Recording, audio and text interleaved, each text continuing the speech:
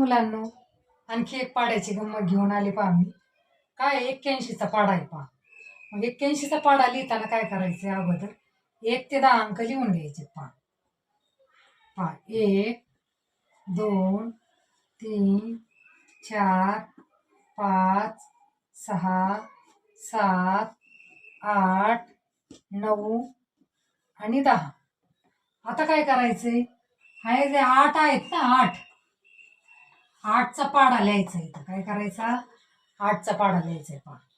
8 1 8, 8 2 16, 8 3 24, 8 4 32, 8 5 40, 8 6 48, 8 7 56, 8 8 64, 8 9 72, 8 10 80 येतं.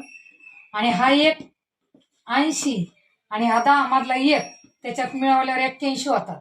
पण एवढं बेरीज करण्यापेक्षा मी डायरेक्ट 10 लिहून घेतले. आता 80 मधले फक्त 8 लिहायचे तिथं आणि झाला आपला पाडा तयार. आहे की नाही सोपा. जर ट्रिक आवडली असेल तर व्हिडिओला लाईक अँड शेअर करा.